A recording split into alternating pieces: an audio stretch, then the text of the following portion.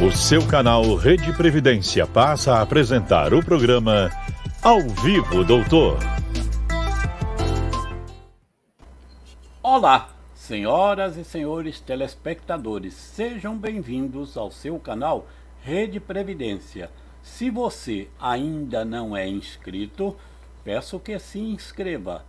Ative o sininho, compartilhe e curta mais de 1.700 vídeos sobre Previdência à sua disposição.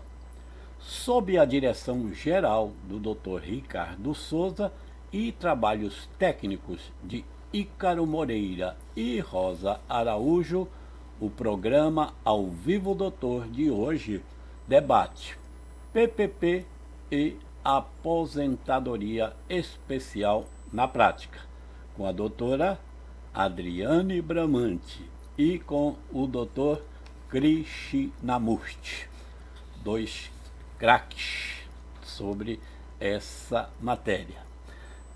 Olha, nós temos muito o que trabalhar hoje. São inúmeras as perguntas que já fizeram antecipadamente. Então, quero apresentar para vocês, se é que precisa de apresentação, a nossa querida doutora Adriane Bramante, que é mestre e doutora em Direito Previdenciário pela PUC, presidente do IBDP.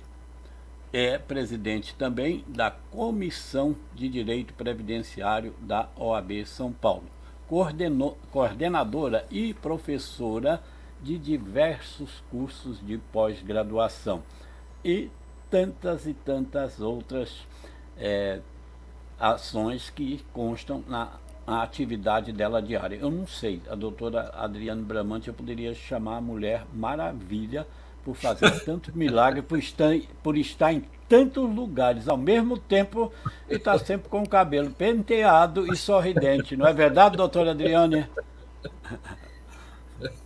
Só você, Ney. Boa noite a todos, boa noite. Boa noite, doutora. Boa noite, doutor Ricardo, está aí nos assistindo à distância. Boa noite, doutor Krishnamurti, doutora Rosa, noite, um prazer doutora. tê-los aqui todos. Boa noite a todos. É um prazer estar aqui, eu agradeço os cumprimentos, me coloco à disposição. O tema realmente do PPP é um tema gritante, tem muitas questões, muitas novidades. Hoje saiu uma instrução normativa nova, revogando alguns artigos da IN 128, na verdade, complementando, dando uma aparada nas arestas da IN 128, a IN hoje 144 de 2022, que é publicada na data de hoje. E mais as portarias, né? Então, direito previdenciário e aposentadoria especial fazem parte dessas mudanças, e o advogado previdenciarista tem que ficar o dia inteiro, todo dia, dorme com uma lei e vai e acorda com outras, né? Prazer estar aqui com vocês, estou à disposição. Olho vivo e de ouvidos bem abertos, que a doutora Adriane Bramante vai deixar aqui um monte de dicas importantíssimas. Quero cumprimentar também o doutor, o professor Krishnamurti, que é especialista em RGPS, RPPS, RPC, Reforma Militar Federal e Estadual, especialista em cálculos e revisões. E de vez em quando ele tem tempo, ele dorme. É assim, doutor Krishnamurti? Doutor Ney, o senhor realmente é o nosso guru do bom humor, viu? Do direito previdenciário. De vez em quando a gente ainda consegue dormir igual morcego, de cabeça para baixo, para poder aguentar. Então está ótimo. Bem, doutora Adriane, quer fazer alguma citação às novidades de hoje? Posso fazer. Vamos lá. Doutora Ney, antes, deixa eu... Oi, doutora Rosa. Oi, dona Rosa, tudo bem? Boa noite. Boa noite, doutora Adriane, Krishnamurti. Já entrando aqui para dar as boa noite de doutor Ricardo, que já está aqui na escuta e dando apoio aqui, tá? Ana Isabel também, equipe Ana top. Isabel Jordão. Carlos Renato Silva também, Sandra Gomes Adriane, diva da Previdência. Ana Helena Portela, tá? A paraibana. Essa seleção de convidados é seleção de ouro. Vamos lá, boa noite. Muito bem. Então, doutor Rosa, aproveite e dê o seu boa noite também, não é? Boa noite, já dei boa noite, né? Vou repetir, boa noite a todos vocês, a doutor Ney, a Adriane, aos ouvintes, aos telespectadores, Cristina Musti, que há muito tempo não via, né? Nos reencontramos hoje e vamos lá, né? Com essa discussão. Vamos lá. Mas Cristina Musti, qualquer dia a gente vai sofrer lá com o camarão chiclete com ele. Aquele camarão é uma delícia. Doutor Ricardo Souza, o nosso superintendente, aí a dona Ana Isabel Jordão, que é coordenadora do IBDP na Bahia. IBDP da Bahia, maravilhosa. Aninha, boa noite para você. Ana Helena, lá de João Pessoa, ela e a mãe dela de olho, viu? A dona Selma não deixa a Helena só de jeito nenhum. Sim. Doutora Adriane, eu não vou fazer nenhuma pergunta, que eu sei que você sempre gosta de conversar pelo começo, não é? Então, bora lá. Se fosse perguntar, eu diria o que é o PPP e para que ele serve. Mas se você quiser fazer alguma citação antes, fique à vontade. Tá, joia. Vamos lá, pessoal. O que acontece? O PPP, ele é um formulário chamado Perfil Proficiográfico Previdenciário.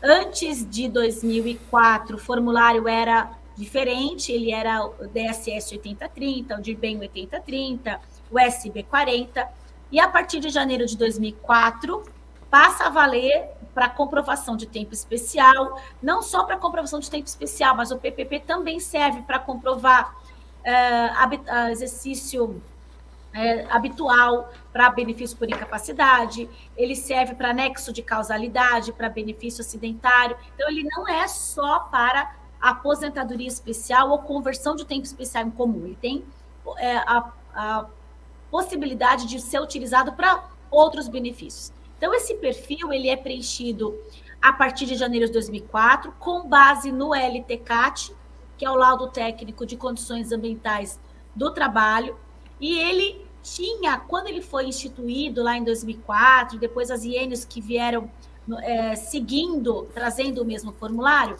nós tínhamos um PPP que tinha divisão, que era dividido em 4 seções. A seção de dados administrativos, seção de registros ambientais, seção de monitoração biológica e seção dos responsáveis pelas informações. E agora, a partir da IN 128, que foi publicada em abril de 2022, esse formulário foi reformulado e ele deixou de ter o campo da monitoração biológica. Hoje, ele é um formulário que tem apenas 3 seções, ficou a de dados administrativos, a dos registros ambientais e a dos responsáveis pelas informações. Então, ele é um formulário hoje extremamente complexo. Cada campo do PPP, ele traz uma história, uma discussão, ele traz ali informação sobre o código de FIPE, o adicional do SAT, a permanência, a nocividade, se tem EPI, se o EPI é eficaz ou sim ou não, se a empresa adotou o mecanismo de monitoração biológica, se adotou o mecanismo de controle dos EPIs, entrega o certificado de aprovação. Então, ele é um formulário extremamente complexo e que exige muito conhecimento técnico. Por isso que eu via a necessidade dos alunos terem uma informação mais pormenorizada. Por isso que eu lancei esse livro, esse aqui, o Dissecando o PPP, que ele veio justamente para tentar explicar para os alunos, passo a passo, como são, com o que a gente enxerga nesse PPP, porque não é só ter o PPP. Eu preciso que as informações do PPP estejam condizentes com as regras administrativas do INSS para que haja um enquadramento. E o INSS é extremamente complexo nisso. extremamente formalista, a ponto de indeferir um benefício porque o PPP não tem carimbo da empresa. Hoje, na publicação da IN 144, que foi publicado hoje, ela não mudou, eu até olhei, conferi campo por campo, não mudou nada, ela apenas ratifica que lá no campo 18, no campo 18.1, no final ali do PPP, tem que ter o CPF do responsável pelo formulário, não é o NIT, né? Isso já estava na IN 133, eles repetiram agora não é, na verdade, não, isso não está na IN, mas na portaria que foi publicada junto, que é a 1081. Então, isso está nessas portarias que vieram junto com a IN hoje, portaria 1080, 1081, 1082, 1083, acho que até a 1086. 79. Começa de 79? Obrigada. 79 e 83. Isso, então essa que mudou é a 80, tá? É o livro 2. Que mudou essa questão, essa exigência de no PPP vir o CPF e o CPF, o nome do responsável e a data de emissão do PPP. O que vem de diferente aí no PPP, nessa portaria que foi publicada hoje, a 1080. Tá? Começa no 1079 e vai até, acho que a 1086, por aí, tá bom? Então, essas eram as minhas considerações iniciais aí, para a gente poder começar a bater um papo sobre isso. Tem permanência, tem responsabilidade técnica, tem extemporaneidade, tem técnica utilizada, que é uma coisa que está pegando muito hoje, indeferindo tudo quanto é benefício, tem informação do NEM, que é o nível de exposição normalizado, código GFIP, enfim, pessoal, dá para a gente ficar aqui às 5 horas, viu, Ney, conversando sobre isso. Eu sei da sua disposição, eu já estou preparado, viu? Inclusive, com a entrada do robô agora, em maio, não é? Nós tivemos um crescimento muito grande dos indeferimentos, dos pedidos formulados ao INSS. Está cada dia mais rigoroso. Doutora Adriana, você mostrou aí a capa do livro, né? E muita gente sabe que tem um desejo muito grande de ter esse livro em mãos. Como é que faz para adquiri-lo? Olha, eu tenho esse livro, PPP, tem esse daqui, que é da Aposentadoria Especial Teoria e Prática, tem também esse daqui, que é o que eu acabei de lançar, que é a Aposentadoria Especial no Regime Próprio. Vocês podem comprar esses livros no meu site, que é adrianebramante.com.br. Compra lá no meu site e recebe autografado. Eu autografo e encaminho os livros, enfim, autografado para vocês. E aqui, no dia de hoje, eu vou sortear um livro no final, viu, Ney? Que notícia boa. Qual deles? Vou sortear esse daqui, o novo, de aposentadoria especial no regime próprio, tá? O entrevistado pode participar, pode... Não, pode não. Pode não, né? Não. Se pudesse, o entrevistador também participaria. Né?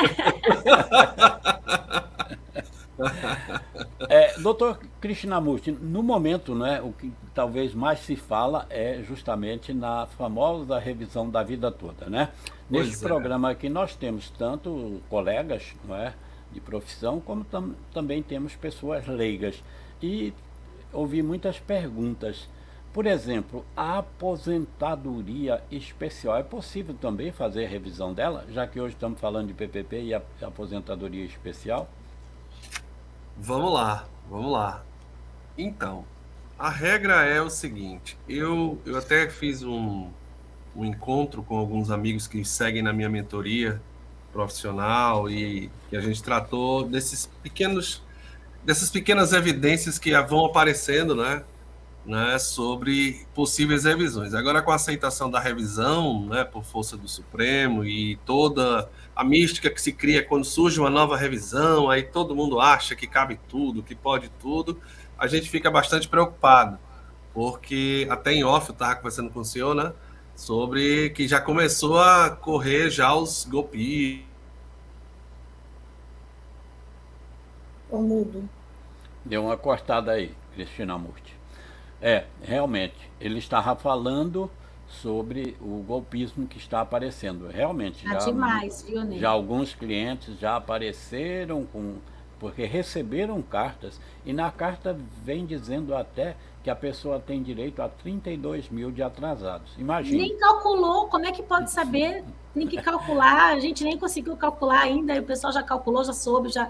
E aí é uma informação desencontrada muito complexa, né? Criminosa mesmo, né? Que a gente sabe, né? Criminosa. Hoje até dando uma entrevista eu citava, eu digo, olha, eu vou dar um exemplo bem claro para vocês. Imagine que 3 pessoas se aposentaram no mesmo dia, não é? No mesmo mês, no mesmo ano, e eles obtiveram uma aposentadoria de R$2.000 cada um, não é?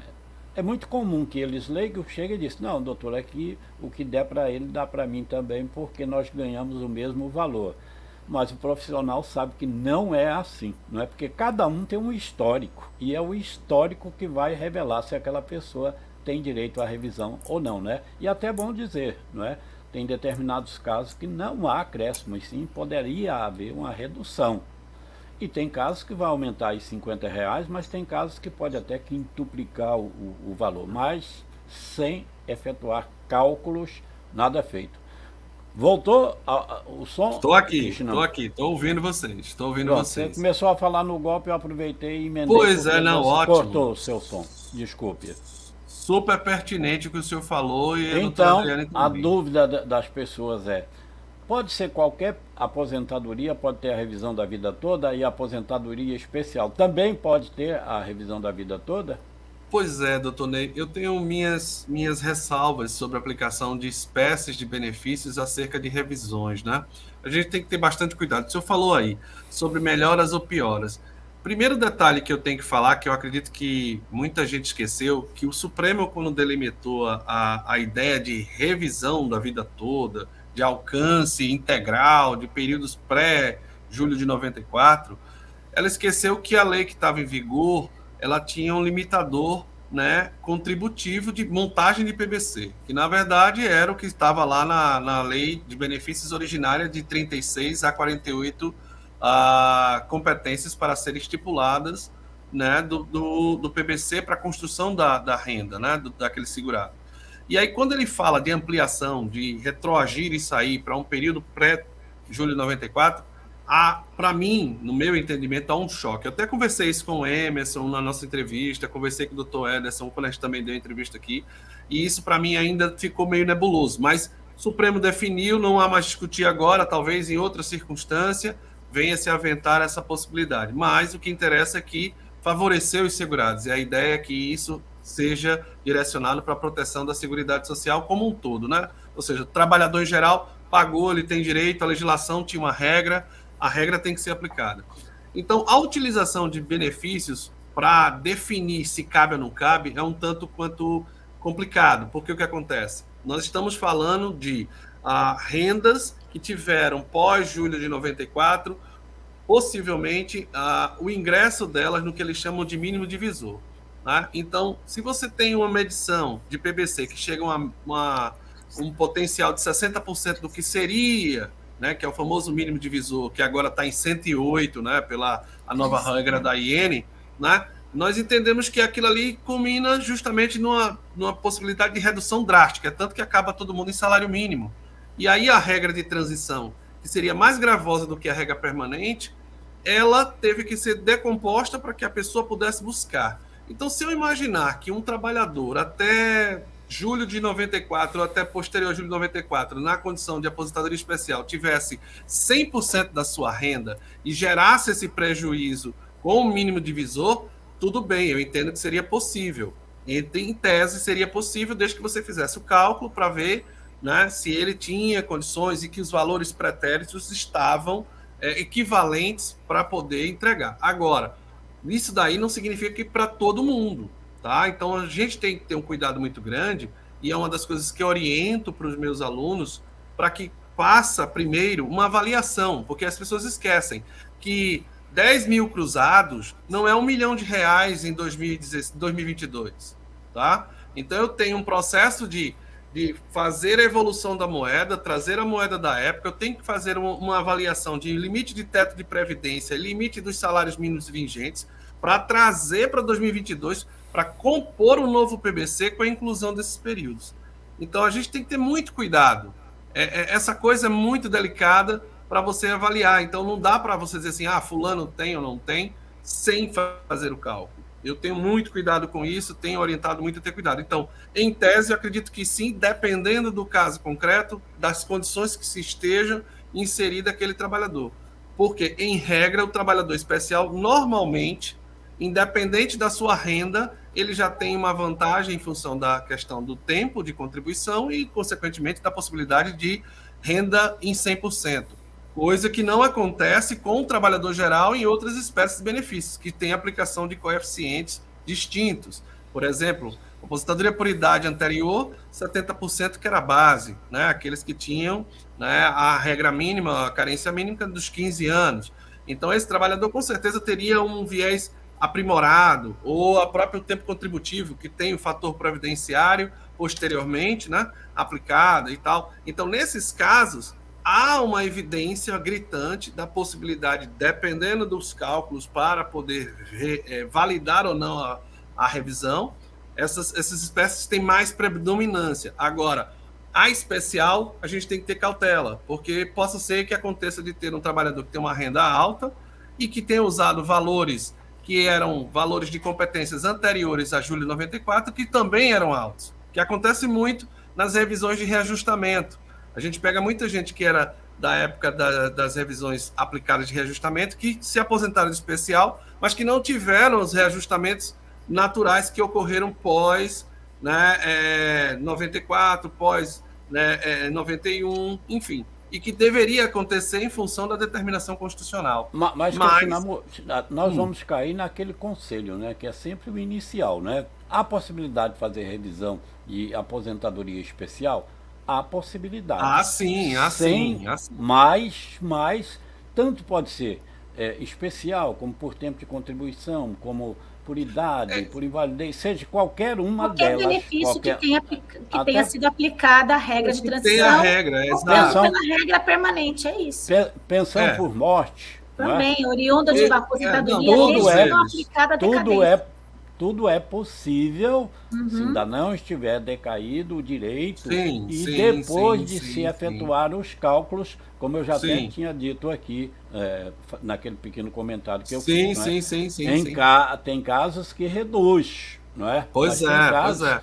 Que às vezes dá aí R$50 de diferença e tem casos Só que justamente é isso, doutor Ney. A minha preocupação é justamente sempre nesse sentido. A cautela é como diz lá, né, Jorge Benjó, né, que dizia cautela e caldo de galinha não faz mal a ninguém, né? Então, é aquela coisa da gente ter um cuidado. Então vamos em frente, que aqui tem muita coisa para gente ver. Vamos, por favor. Vamos em frente. Doutora Adriane Bramante, tem situações... Pois não, Rosa? Deixa eu falar aqui o nome de algumas pessoas que estão aqui entrando, dando boa noite. Tamiri Silva, Joyce Coife, eu acho que é isso. Doutor Fábio Leão, parabéns pela live. Ramilson Fábio Leão, Silva, boa recuperação para você, viu? Estamos te esperando. Vem-se embora trabalhar. Ramilson Silva, boa noite a todos. Carmópolis, de Minas Gerais. Joyce Costa, e tem uma pergunta aqui da doutora Ana Helena Portela. Pois não. Pode direcionar para a doutora Adriane, que eu ia fazer. Agora, antes de você fazer a pergunta, deixa eu só reforçar. Nós faremos, ao final do programa, o sorteio de um livro da doutora Adriane Bramante, certo? Repita, por gentileza, o título do livro, doutora Adriane Bramante. Sim, é Aposentadoria Especial no Regime Próprio de Previdência, do Planejamento Previdenciário à Execução do Direito. É um livro da editora Lujur, que eu escrevi junto com o professor Diego Cherulli. Que beleza, hein? Imagine ganhar essa obra. Ô, Papai Noel antecipado. Então, vocês se inscrevam, porque no final faremos o sorteio e boa sorte aí para premiado ou para o premiado. Rosa, por gentileza, dirija a pergunta aí à doutora Adriane. A pergunta é da doutora Ana Helena Portela. Como fica a situação das PPPs que já foram emitidas com datas anteriores, entre parênteses, anos antes, as novas exigências, como a do CPF do responsável pela empresa? E se a empresa não existir mais, como corrigir? Ana Helena, obrigada pela sua pergunta, obrigada por estar aqui no programa, cumprimento a todos aí os colegas que a da Paraíba ela, viu, doutor? Comentou, que bacana. Pessoal, então o que acontece? Na verdade, o ideal seria você ajustar os formulários às novas instruções normativas. O problema é que muitas vezes isso não é possível, se a empresa não existe, se a empresa fechou. Eu vou te falar que eu não tenho juntado o PPP novo. As empresas, quando me mandam, eu junto. Quando não tenho, eu junto o PPP que eu tenho, porque, na verdade, é prova. Veja só, NIT ou CPF, doutora Ana, se eu tenho o NIT, eu consigo consultar o CPF. Se eu tenho o CPF, eu consigo consultar o NIT. Quem tem a máquina da pesquisa é o INSS. Então, é possível, não é um erro, não é uma questão substancial, uma informação que mudaria o conteúdo, o contexto do PPP, não. É uma informação, às vezes, apenas, na minha opinião, de dados administrativos ali, que seriam totalmente superados com a pesquisa ali nas plataformas da Receita Federal. Em relação até o NIT, da pessoa que assinou ali aquele formulário. Não vejo necessidade de ajustar os PPPs, de desprezar esse que você tem para pegar outro de acordo com as novas regras. A gente vai ajustando aos poucos, né? Vão vindo os PPPs e a gente vai ajustando, até porque a partir de janeiro de 2023 começam os PPPs eletrônicos. E eu não tive informação de que essa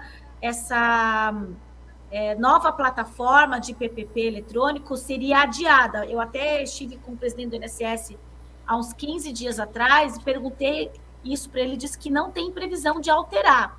Tanto que o sistema, na verdade, com o preenchimento do e-social pelas empresas, dos eventos 2220, 2240, o PPP está no sistema.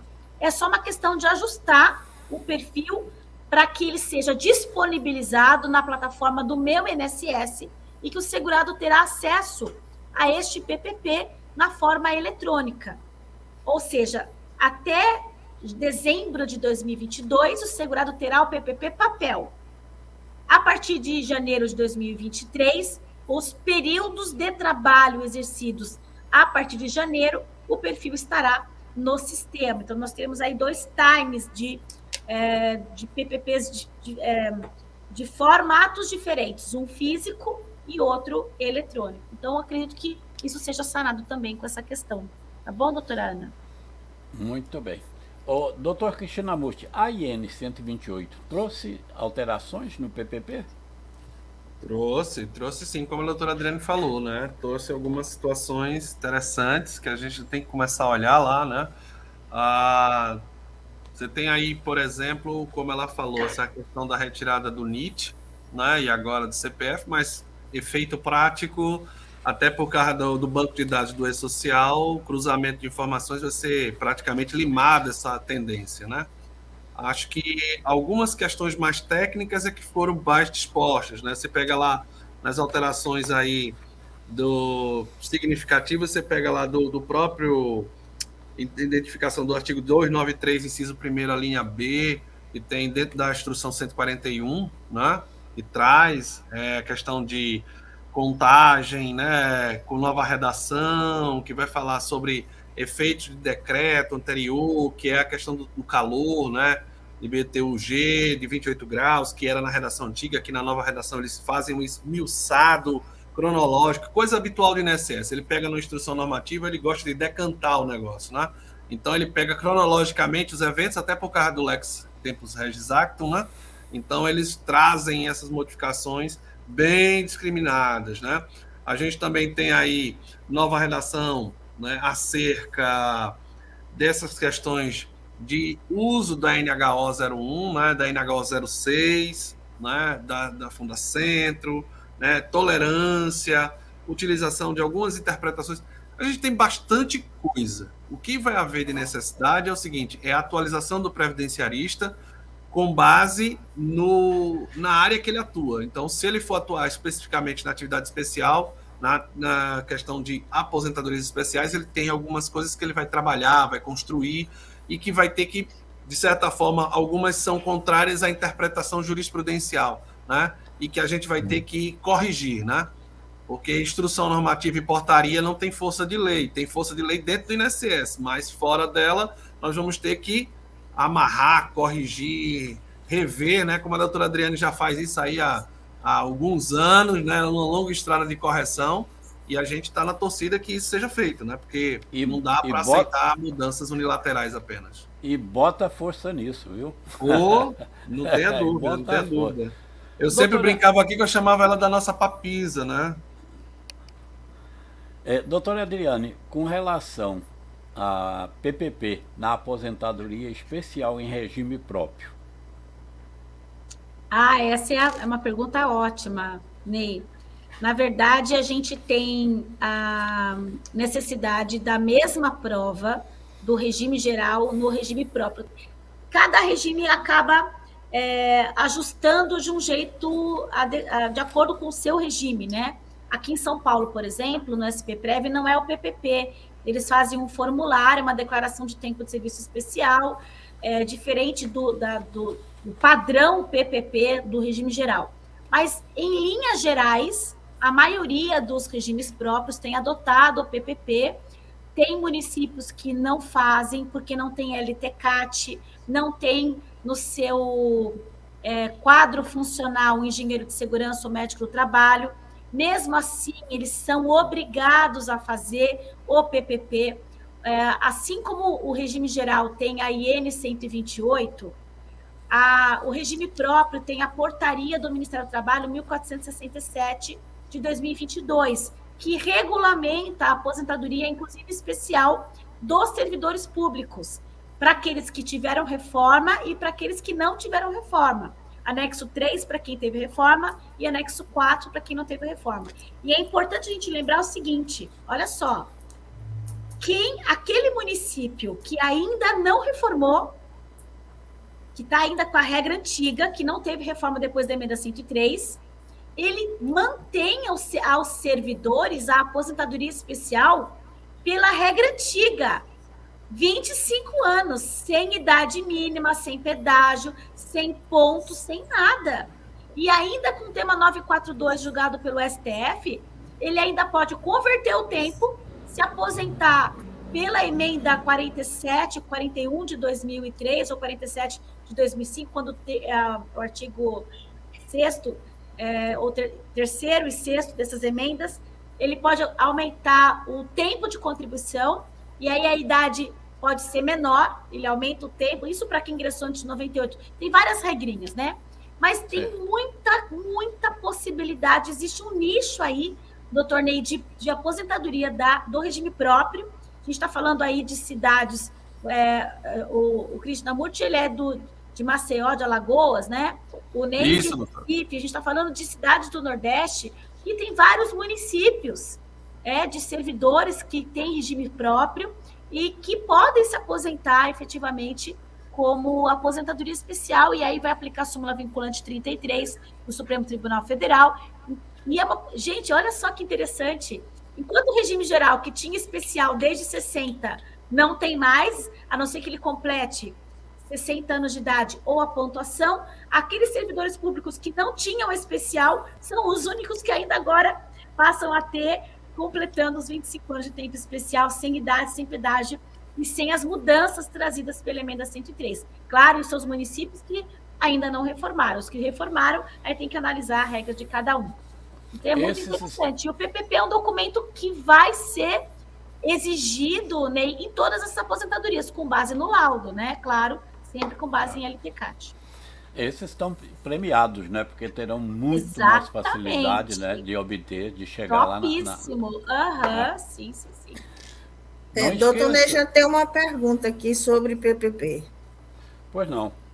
Pode dirigi-la para o doutor Krishnamurti. Marcelo Arruda, porque um PPP de 1991 a 2000 e 2006 a 2016, profissão corte manual da cana-de-açúcar, plantio e carpa, técnica utilizada, NA, EPI, eficaz, NA, EPC, eficaz, NA. Está certo esse PPP? É que não, primeiro vamos traduzir aí, NA não aferida, né? Que não foi aferido. E EPI eficaz, é estranho o cara falar que tem EPI eficaz no corte da cana-de-açúcar, né, doutora Adriane? Isso aí não existe, gente. Até porque... Não tem, tem que trabalhar com ar-condicionado nas costas. Nossa, calor. Ele deixa de cortar a cana. Não existe. Ele tem uma bota para não ter a cobra, ele não corta... Não tem EPI eficaz. É muito difícil. É penosa, né? Verdade. Totalmente. Olha, a gente já lembra logo, como a doutora Adriane falou aí, o doutor Ney já lembrou, a gente que vive no Nordeste e quem atua na área da atividade especial nos agentes nocivos, vai saber que não é auferida, é fácil de auferir, porque nós temos calor, tá? Que até a Fundacentro tem vários estudos que tem várias concessões. Por sinal, a doutora Adriane tem uma ação que ela ganhou também excelente, que a gente usou muito, que era sobre calor solar, aplicação que era com base na Fundacentro, acima de 28 graus, 26 graus, dependendo da perda de calorias no exercício labor. É o processo de Pernambuco. Pernambuco? De Pernambuco, um advogado aí de Pernambuco que ganhou esse processo. Mas eu já peguei que está no meu livro, Mas eu acho que eu já vi alguma coisa da senhora sobre isso. Mas, enfim, o que é interessante, que quem também falava muito disso, doutora Maria Helena Carreira Alvim, Ribeiro, nossa grande... Uma musa maravilhosa, inspiradora. Incrível, merecida, sempre, amiga querida. Fã número 1. Então, essa questão de você dizer que é eficaz, é lógico que não é. Você vai ter ergonomia, você tem calor, você tem o próprio risco biológico, os riscos de animais, né, que peçonhentos, você tem N fatores. Então, a eficiência do EPI e EPC nesses casos é praticamente zero. O problema que nós temos é o seguinte, é a manufatura do próprio formulário no caso do formulário que é preenchido de forma lateral, né, pela empresa, pela usina ou qualquer empresa que trabalhe com esse tipo de atuação, vai sempre preencher ou de forma bastante simplória ou de forma tendenciosa, às vezes, né? Então, a gente tem que ter esse cuidado de verificar como é que foi feito, porque esse trabalhador ele não vai saber nunca sobre os detalhes que estão contidos ali dentro, né? Então, a gente tem que ter muita delicadeza dessa verificação. Como o doutor Adriane falou aqui, PPP é um documento riquíssimo, mas que ele, infelizmente, assim, muita gente não domina, ele acaba sendo direcionado para os RHs que não têm conhecimento de engenharia de segurança do trabalho, aí vem uma pessoa que é parte administrativa que acaba preenchendo, mas vai usar um LTCAT, às vezes o LTCAT está antigo, enfim, tem N fatores, não tem como a gente prever, mas eficiência não tenha dúvida. A gente tem aí, e fora o DDT, né, que a gente esquece do defensivo agrícola que essas pessoas usavam. Nem toda empresa que trabalha com corte de cana vai fazer proteção com máscara, com visor, né, com capacete, e é importante ainda lembrar que, nesse caso aí, complementando o que o doutor Krishnamurti perfeitamente colocou, o enquadramento aí, eu não enquadro porque ele é cortador de cana. Ele não enquadra porque é categoria profissional. Exatamente. Nocivo. Então, esse Isso organofosforado que o doutor Krishnamurti colocou, os organofosforados, os agrotóxicos que estão usados ali no plantio, são esses agentes nocivos que têm que ser colocados ali. Não é o cana que vai ser especial, porque não é.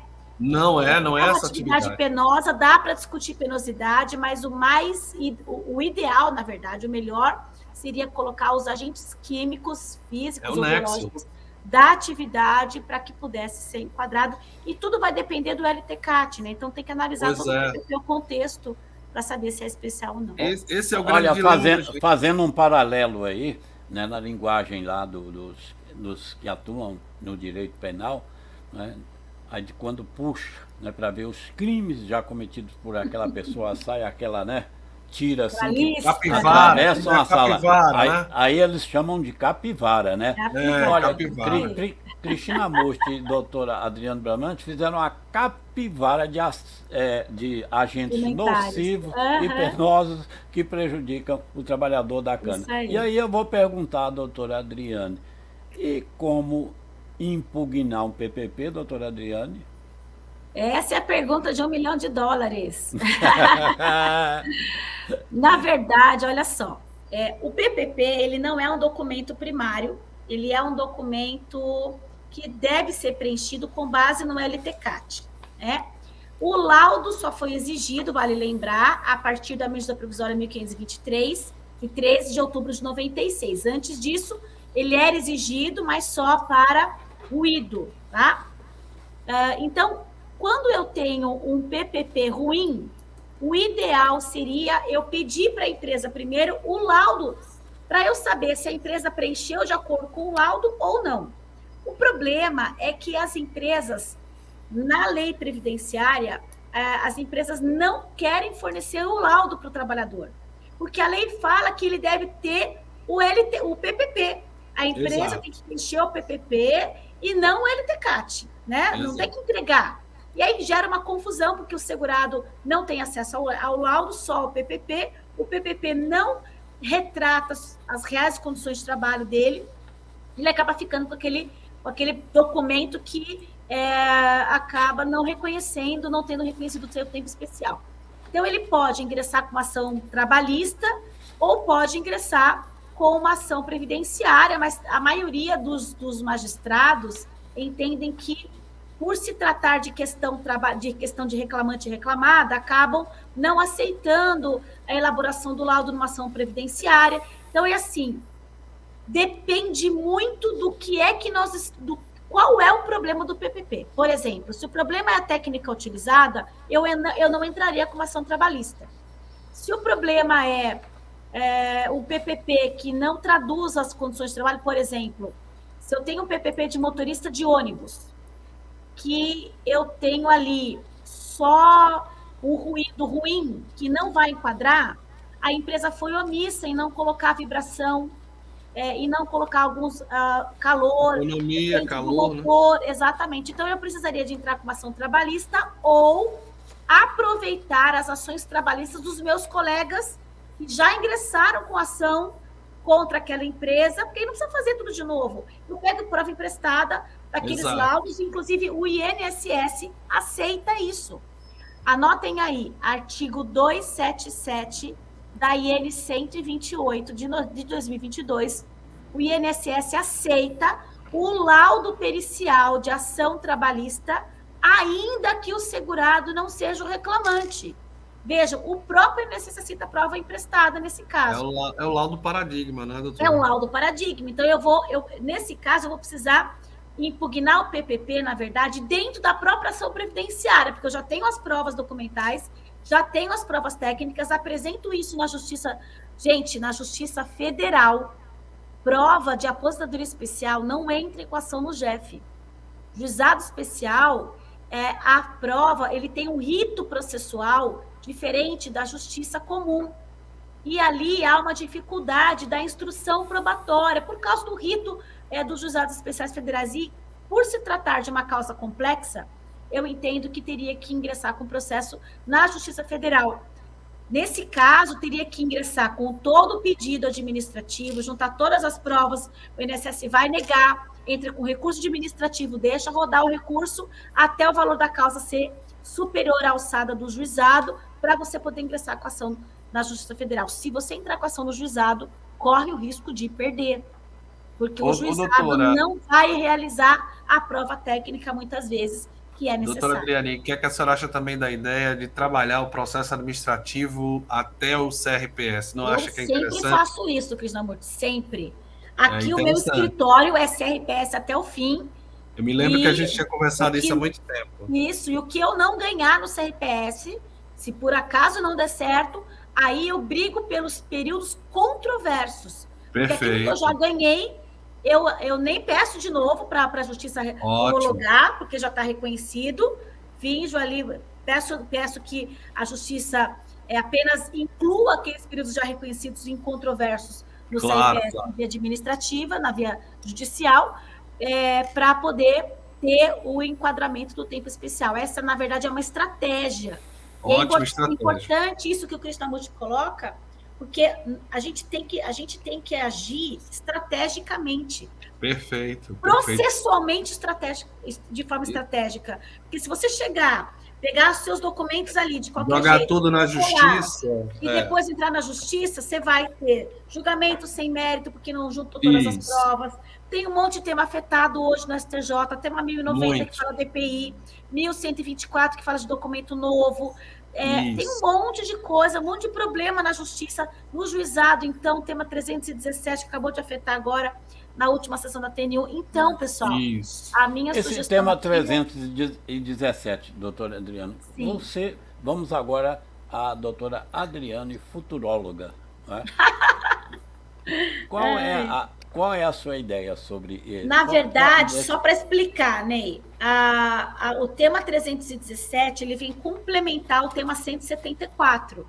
O tema 174 foi aquele tema cuja tese fixada estabeleceu que, na técnica utilizada, ali no campo 15.5 do PPP, a partir de janeiro de 2024, a norma tem que ser NHO ou NR15 e ele pode usar, não pode usar a metodologia pontual, mas ele tem que ser dosimetria, né? E a norma tem que ser da NHO ou da NR15. Então, tem que ter a metodologia da NHO ou a da NR15. O INSS só aceita da NHO, não aceita da NR15. E aí vem o tema 317. Por que ele foi afetado como um representativo da controvérsia? Porque há muitos processos em que, ao invés da empresa colocar a norma NHO ou NR15, a empresa só escreveu dosimetria. E aí o juizado quer saber se a palavra dosimetria seria suficiente para enquadrar, ainda que não constasse a norma NHO ou NR15. Vale lembrar que o enunciado 13 do Conselho de Recursos já fala que pode ser NHO ou NR15 ou dosimetria ou audiodosimetria. O próprio CRPS já resolveu isso, mas infelizmente o juizado acabou afetando como representativo da controvérsia. Então, eu acredito, Ney, fazendo exercício aqui de futurologia, que o juizado deve reconhecer pela palavra dosimetria, porque, na verdade, é a dosimetria, a metodologia utilizada pela NHO ou pela NR15. O que não se pode, o que eles não querem é que seja fixada a média pontual. Mas sendo dosimetria, que é a média dose, que é feita ali na jornada de trabalho, né, os diferentes níveis de ruído, é isso que, na verdade, deve ficar fixado aí. O IBDP é amicus curiae nesse processo, fomos no tema 174, estamos no 317 também, e vamos apresentar aí a petição de mérito, trazendo a questão científica, técnica do tema, para que a gente consiga tentar trabalhar isso da melhor forma possível. E esse precedente do CRPS também é muito importante, né? Muito. Já está onde nós queremos. Os enunciados 11 a 15 são os que falam de especial. Certo. Olha, doutora Adriane, a senhora disse que a gente ia passar aqui 5 dias, já tem mais 2 respostas. Tem 2 perguntas. Duas respostas, não, 2 perguntas. 2 perguntas. Não se esqueça, hein? No final tem um sorteio do livro da doutora Adriane sobre aposentadoria especial no regime próprio. Eu já estou aqui com a vontade de ler esse livro. Pois não, dona Rosa, pode dirigir a pergunta aí para... Tem uma pergunta aqui da doutora Ana Helena Portela. Após concessão de aposentadoria por tempo de contribuição, o segurado obtém novo PPP e LTCAT da empresa. Ele pode requerer revisão da espécie de aposentadoria por TC para especial? Vamos Claro lá, que doutor pode, Krishnamurti? pode sim. Hã?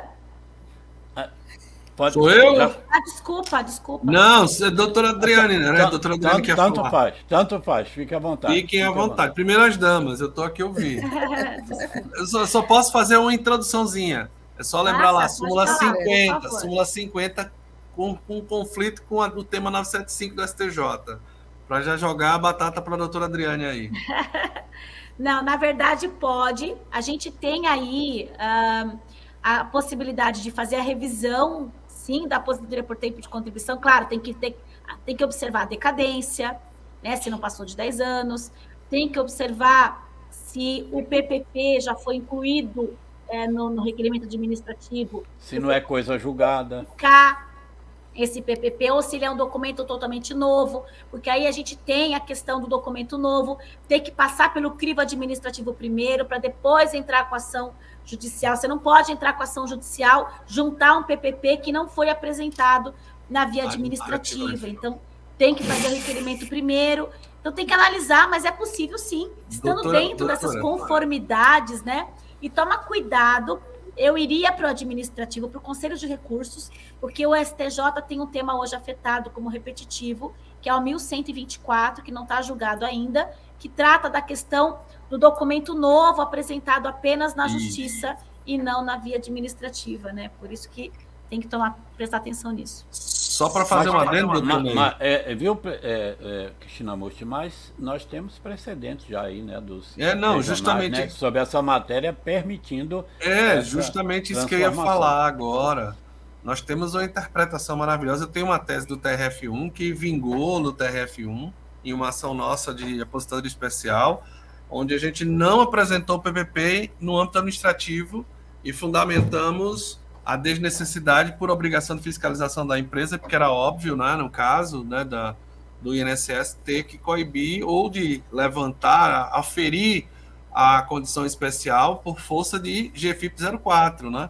Isso. Então, a gente construiu, fundamentando com base na carta de exigência, né, nos mesmos termos da carta de exigência, onde também estaria vinculado com o próprio decreto que cria o INSS e regulamenta o INSS e se estende posteriormente com suas atualizações no dever de fiscalização. Então, a ideia de você trazer um documento novo por força dessa afetação que tem aí para discutir, né, eu entendo que a migração para o âmbito judicial já deveria acontecer há muito tempo, não haveria ter essa necessidade imposta de você juntar o PPP para questões óbvias, né? Eu sei que vai ter choque lá com o tema 350, do prévio requerimento, que você tem que juntar o documento, e tarará, e vem agora esse outro 1124 que a senhora falou, né? Mas a preocupação é justamente o seguinte, se a gente lembrar, se eu não estou enganado, no governo Lula, né, o primeiro governo Lula, houve a ideia da criação da aposentadoria em 1 hora, não era isso? Em que você, se tivesse todos os documentos, haveria concessão imediata, ou até em 1 hora era feito isso aí. A gente fica imaginando o seguinte, a revisão de ofício, né, através dessas informações que são passadas via empresa. Então, o tema ainda é bem aberto. TNU tem julgamento, o TRF tem julgamento. Tem também, pessoal, tem também, só para complementar, Ney, tem também a portaria 997 de 2022, artigo 11, que coloca lá no item D do artigo 11, que quando tem aquele IEAN no CNIS, que é o indicador de exposição a agente nocivo, aquilo ali já traz uma presunção de nocividade. Claro que tem que apresentar o PPP, mas dá ao INSS o dever de fazer exigência, de oportunizar ao segurado a apresentação do perfil. E se ele não faz, e ele apresenta esse PPP na ação judicial ou no recurso apenas, isso não invalida os efeitos financeiros desde a data da entrada do requerimento. Perfeito. Ok. E, Dona Rosa, a segunda pergunta... Dona Rosa, olha aí conosco, Emerson Lemes, olha. Olha, tá Emerson. O Emerson Lemes. Um abraço, Emerson. A Sandra Gomes. Tem o Gabriel Lemos Sandra, também. oi, Emerson, Gabriel, tudo bem, gente? Patrícia Moura. Fábio Leão novamente. Oi, Patrícia. Fábio Leão, um abraço para o Rafael. Leandro Lima. E tem a pergunta aqui do Erlon Vale, que ele fala da área de saúde. Tá? Ele faz o seguinte, como fica... Eu vou só perguntar, quem quer responder essa pergunta? Doutora Adriane ou doutor Krishnamurti? Escolha, por favor. Não, fiquem à vontade, o senhor coloca na pauta, o senhor que comanda aí. Erlon Vale, da área de saúde. Como fica o reconhecimento da atividade especial para o auxiliar de serviços gerais, entre parênteses, zelador, antes de 1994, é reconhecido só pelo enquadramento? Não, Erlon, obrigada pela sua pergunta, mas o zelador não enquadra, os serviços gerais não enquadra por categoria profissional, e para enquadrar por agente nocivo, tem que comprovar quais agentes nocivos ele teria exposição, tá? Não tem enquadramento por categoria, não, tá? Nem antes de 95, nem antes de 94, não dá para enquadrar. Correto. Pessoal, façam as suas inscrições. Olha, o livro está quentinho ali, esperando por você, Adriano Bramante. E no final do programa, que já está, né? Já estamos encaminhando para o final. Doutor Krishnamurti, vamos falar aqui agora sobre aposentadoria especial do contribuinte individual? Doutor Ney, antes disso, eu acho que tem uma observação da Sandra Gomes aqui para o professor Krishnamurti, que ele comentou sobre animais peçonhentos. Enquadra, eu acho que é enquadramento administrativo, precisa de laudo? Precisa, tudo precisa de laudo, né? A gente não tem como fazer nada no INSS sem comprovação. Então, eu tenho que demonstrar que é mais do que óbvio que aqueles locais existem cobras, aranhas, a gente sabe que tem, escorpião, e que normalmente esses trabalhadores, há muitos anos atrás, não tinham essa identificação, essa cultura de utilização de EPCs em massa, né? Literal. Hoje não, hoje já tem um aculturamento, já tem um processo de pedagógico dentro das empresas de SST, construindo isso daí, mas assim, se a gente pegar há 20 anos atrás, acredito eu que a gente não tenha nada disso. Agora, o risco é evidente e o INSS sabe disso. Agora, eu preciso ter a comprovação. Aí cabe a um médico do trabalho, um engenheiro de segurança, fazer o levantamento, né, para poder avaliar e dispor lá nos formulários específicos, né? Muito bem. Contribuinte individual, se aposenta ou não se aposenta em especial? Pois é, rapaz, isso aí que você falou agora é tema polêmico demais. Isso aí é coisa para a IBDP derrubar lá no STF, né? Então, a gente fica na torcida, mas eu entendo que sim, né? Desde que, como o doutor Adriano falou, tudo a questão é o seguinte, não é a espécie, às vezes, que a gente tem que estar ligado à espécie de segurado, mas sim a exposição ao agente devidamente comprovada. Lógico que os efeitos têm um lapso temporal de estar lá até na 10.666 falando, né, da questão dos agentes, né, da atividade especial, aí vem também dentro da própria Instrução 77, na 45, na 20, que tinha esse controle, né, porque a ideia de contribuinte individual é como se ele nunca tivesse exposição a nada, o que se ele fizesse de forma, vamos dizer assim, ele mesmo construísse o seu laudo. Mas a gente sabe que a exposição a agente nocivo é a devida comprovação de exposição mesmo, né? O cara está lá, ele comprova por via dos mecanismos legais devidos pelas próprias instruções e pela determinação legal, e ele vai ter a prova que vai ser o seu PPP baseado no LTCAT, que ele pode constituir uma empresa e mostrar, olha, eu trabalho numa situação X, tem exposição Y, está comprovado aqui, e não tem justificativa para se negar. Lógico que existe toda uma celeuma ainda sobre contribuinte individual, disposição a agentes nocivos e tal, de pré-constituir essa prova, de utilizar, porque é diferente, né? O empregador, ele já assume, né, a responsabilidade pelo empregado nessa condição que é praticamente presumida, é quase como a questão do auxílio-acidente ou dos acidentes de trabalho, é quase uma responsabilidade objetiva no quesito de exposição também, né? Eu não sei se eu posso fazer essa analogia, a nossa papisa que me corrija, por favor. Mas é complicado, às vezes, é a comprovação. O nosso grande dilema na aposentadoria especial é a comprovação. Não é como a pergunta lá do zelador.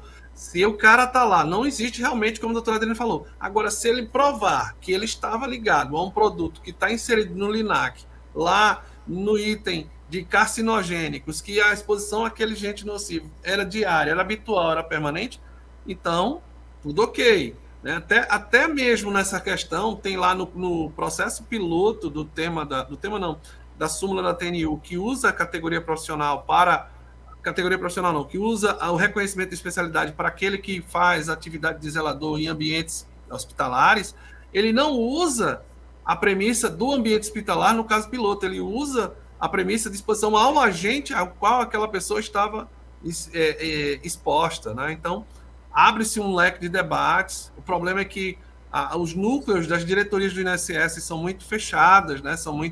Ainda mantém uma postura muito assim, que às vezes foge até do próprio órgão que faz esse tipo de levantamento, porque o próprio Fundacentro, né? Ele tem uma série de estudos sobre isso. A gente muito falando bem. Aqui, atividade especial com ergonomia, não teria direito? Teria direito, desde que comprove. Doutor Ney, tem uma observação aqui de uma telespectadora, Patrícia Moura. Ela fala, prof, trabalho em pé com o cabo 5137-30. Só. Eu acho que isso aí é um KNAI, né, doutora Adriane? É um KNAI, mas não, o fato de trabalhar em pé não é isso que vai gerar o reconhecimento. Os agentes têm físicos, químicos, biológicos. A emenda 103 definiu bem, e aí a gente tem que analisar o anexo 4, ele é exemplificativo, mas mesmo assim tem que avaliar tecnicamente qual é o agente nocivo para ter direito ao benefício. Há mitos, né? Por exemplo, sim, as pessoas, né? O leigo chega e diz, doutor, eu trabalhava à noite. Eu trabalhava à noite, então... Isso é famoso. E aí é especial porque eu trabalhava à noite, não, sinto muito. De manhã, de tarde, de noite, vai ser a mesma coisa. Não muda. Pessoal, vocês acreditam que o nosso tempo passou? Gente do céu, que loucura. Passou muito rápido, Ney, meu Deus. Doutora Adriane, então vou lhe deixar à vontade, porque eu sei que você teria aí N assuntos a tratar. Mas escolha um, por favor.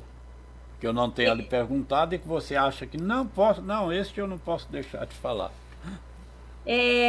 A gente tem que observar a questão da permanência do PPP, porque essa é uma coisa que o INSS indefere muito, está lá no campo 14.2, atividades que tenham natureza administrativa, burocrática, que não, e lembrando que permanência não é tempo de exposição, mas é a atividade do segurado que o coloca de forma indissociável da produção do bem ou da prestação de serviço naquela atividade. Então, tem que prestar atenção no campo 14.2, e verificar se as informações inseridas ali não dão características de atividades administrativas que poderiam tirar o trabalhador da exposição permanente àquele agente nocivo. Então, fica aí a dica para vocês. Uma pergunta aqui que eu não vou deixar ela passar, doutora Adriane. Tem situação que é dispensável o PPP? Tem, sim. Quando eu tenho enquadramento por categoria profissional, dispensa o PPP. Hoje saiu na portaria 1000, gente, não vou lembrar, porque eu acabei de ler isso, tá? Eu tenho técnico de enfermagem, ajudante, auxiliar e técnico de enfermagem, ajudante, auxiliar, tem mais um que de enfermagem. Instrumentista. Não, de enfermagem. É o técnico, de enfermagem? É o anterior. Eu sei que tem 2 agora que saiu hoje. 2 que não vai precisar de PPP. Acho que é o auxiliar e o técnico de enfermagem. Auxiliar e técnico de enfermagem. Hoje o INSS está dispensando o PPP, mas o ajudante de enfermagem e esse outro que eu esqueci o nome vai precisar do PPP ou comprovar que ele trabalhava nas mesmas condições do profissional enfermeiro. E todos os enquadramentos por categoria profissional também dispensam o PPP. não tem necessidade. Mesmo esse que o Krishnamurti colocou, que é o contribuinte individual, mas não precisa de PPP também. Eu preciso de prova documental, prova técnica, que é o LTCAT, mas não precisa necessariamente do PPP, tá bom? Muito bem, então vamos aguardar aí um pouquinho para nós sabermos quem será premiada ou premiado com o livro do doutora Adriane Bramante, que é doutor, sobre... Eu queria pelo menos citar mais alguns nomes aqui que participaram. Eu vou lhe deixar o citar, deixa eu só terminar de falar sobre esse... quando chega o final, não é? É muita coisa. O pessoal está entrando agora. Já estou findando aqui. Então, o livro do doutora Adriane Bramante será sorteado daqui a pouco, falando sobre aposentadoria especial no regime próprio. Por favor, dona Rosa, com a palavra. Tem aqui várias pessoas que estão fazendo comentários, dando boa noite. Então, tem o Leandro Lima, Kátia Vidal, Flávia Jair Sebastião, Cláudia Góes, Ramilson Silva, Valessa Rodrigues, Aida Sonsen, são essas pessoas. E ainda tem aqui uma pergunta do Roberto Ferreira. Que bom essas pessoas todas estarem conosco. Olha, fazer uma live com a doutora Adriane Bramante e com o doutor Krishnamurti, não pode ser só uma, né? É claro que a gente vai repetir isso, viu? Tranquilamente, fiquem tranquilos, vamos deixar passar essa fase de Papai Noel, de Réveillon, dessas festas todas, e possivelmente já em janeiro ou fevereiro nós vamos convidá-los para que eles possam, né? Depende muito da agenda deles, viu? Como eu disse, estão todo dia em sala de aula, em congressos, em seminários, conferências, enfim, não é? Nos escritórios. Então, é uma atividade intensa. Doutor Krishnamurti, o que você gostaria de colocar ao final que eu não tenha lhe perguntado e você não quer deixar passar? Pois é, doutor Ney, eu acho que agora é essa verificação, como a doutora Adriane falou, não só dos servidores, que os servidores vão ser um grande nicho a partir de 2023, mas também das comunicações por via do extrato PPP, né, agora de forma eletrônica, sendo obrigatória também para os entes públicos, mas as empresas também estarão literalmente obrigadas, que já estavam nesse processo de adaptação, mas agora os eventos, né, o 2240, 2220, né, que a senhora falou, né, estarão sendo literalmente verificados. E outra, lembrem-se que o E-Social, para as empresas, tem que ter uma cautela enorme, né? Aquela pessoa, ou as pessoas que vão ficar vinculadas, que tem que ter realmente uma comunicação direta com os engenheiros de segurança do trabalho e com o núcleo jurídico, porque tem efeitos tributários, tem efeitos que podem gerar reclamações trabalhistas, né? Então, nós temos que ter uma cautela gigantesca. E outra, gente, lembre-se que qualquer comunicação que não confira com o que está lá registrado, vai haver um conflito, vai haver praticamente uma paralisação do repasse de informações. E aí pode gerar multas, pode gerar uma série de dor de cabeça para a empresa, para os próprios trabalhadores, né? Então, a coisa agora se cria um círculo mais fechado e que requer realmente, né, profissionais que tenham conhecimento técnico. Então, não pensem que investir em SST é um custo que não tem retorno. Não, é um investimento que tem retorno, com redução de tributação e que também tem a possibilidade de gerar um equilíbrio social, porque agora você protege não só o trabalhador, mas também protege a empresa na sua continuidade, na sua saúde fiscal e financeira até o momento em que ela seguir para frente. Muito bem, muito boa a colocação. Ô Ícaro, vamos saber aí o nome da premiada ou do premiado com essa obra primorosa da doutora Adriane Bramante sobre aposentadoria especial no regime próprio? Veja aí, por favor, no sorteio. Olha aí. Bora lá. Parabéns, Antônio. Leandro de Lima. Antônio Leandro de Lima levou essa excelente obra. Depois, Antônio, nós vamos passar os seus dados para a doutora Adriane Bramante para que ela possa fazer o encaminhamento. Você quer com autógrafo, Antônio? Olha que pergunta, é claro que quer. Eu vou pedir que ela faça Parabéns, assim. Leandro, parabéns. Eu mando para você, vai ser um prazer, viu? Parabéns. Obrigada por ter participado aqui com a gente. Olha, agradeço a todos vocês, não é? Agradeço à doutora Adriane Bramante por emprestar o seu saber aqui na Rede Previdência, o doutor Cristina Musti também, que está aqui conosco, e com essa participação belíssima. Agradecer a Rosa, que trouxe aí os questionamentos, as participações. Agradecer à Rede Previdência, né, por estar nesse programa Ao Vivo Doutor. Se você ainda não é inscrito no Rede Previdência, peço que se inscreva. Compartilhe, curta, são mais de 1.700 vídeos à sua disposição. E das segundas às sextas-feiras, às 18 horas, nós temos o Boletim de Notícias Previdenciárias em 10 minutos. É uma maneira de você se atualizar, das segundas às sextas-feiras. O programa Ao Vivo Doutor volta agora em 25 de janeiro e sempre às quarta-feiras, a cada 15 dias. Espero que vocês tenham um ótimo fim de ano, que o Natal e o Ano Novo seja brilhante para todos vocês e que o ano de 2023 seja melhor ainda, carregado, não é, de muita coisa boa para todos vocês, viu? E não se esqueça, canal Rede Previdência, esse é o seu lugar. Venha! Tchau, obrigada, foi um prazer. Obrigada. Obrigado a todos, obrigado a todos.